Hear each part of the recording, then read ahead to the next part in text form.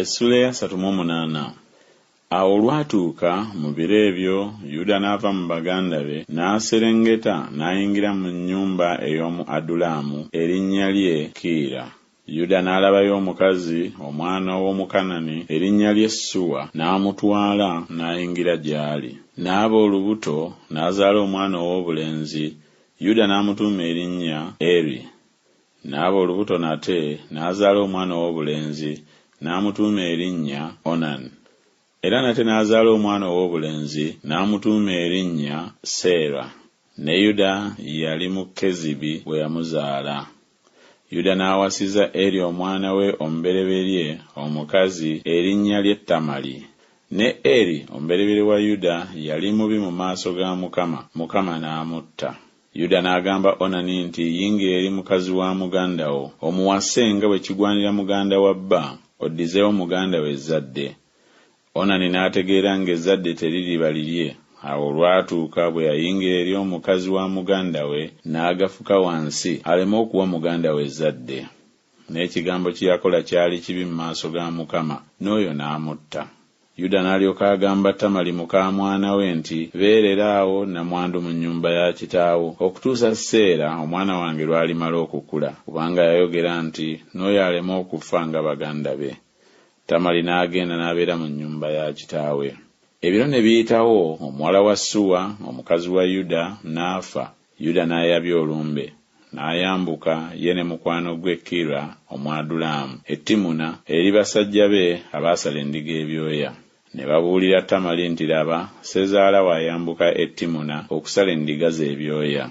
N'ayambulamu ebyambalo eby'obwannamwandu bwe, ne yeebikka olugoye olw'oku mutwe, ne yeewumba, n'atuula mu mulyango gwa Enayimu ekiri mu kkubo erigenda e Timuna, kubanga yalaba nga Seera amaze okukula ne batamumuwa okumuwasa.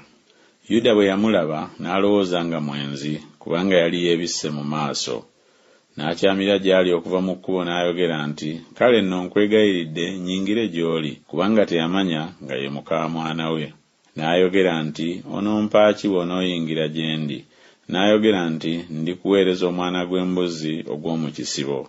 N'ayogera nti, onompa omusingo okutuusa lw'oliguweereza? N'ayogera nti, musingo ki gwe nnaakuwa? N'ayogera nti, akabonero ko n'akajegereko, n'omuggo gwo oguli mu mukono gwo. N'abimuwa, n'ayingira gy'ali naye n'aba olubuto olulwe. N'agolokoka ne yeegendera, n'ayambulamu olw'okubikka ku mutwe, n'ayambala ebyambalo eby'obwannamwandu bwe.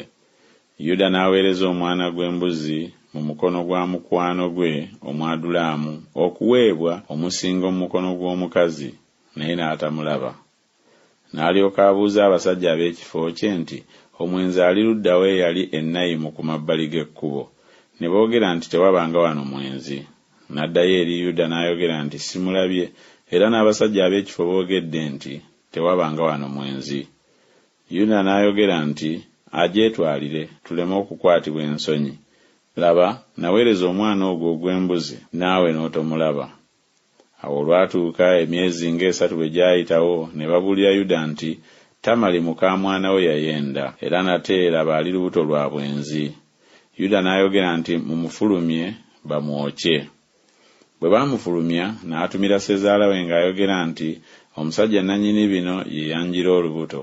N'ayogera nti, tegeera nkwegayiridde, bino byani, akabonero n'obujegere n'omuggo. Yuda n'abikkiriza, n'ayogera nti, ansinze nze okuba omutuukirivu, kubanga saamuwa Seera omwana wange.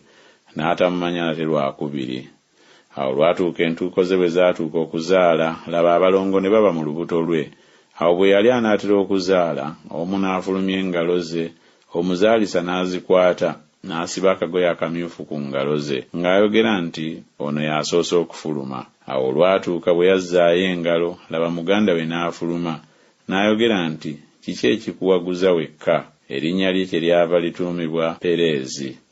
Oluvannyuma muganda we n'afuluma, eyalina akagoye akamyufu ku ngalo ze, n'atuumwa erinnya Zeera.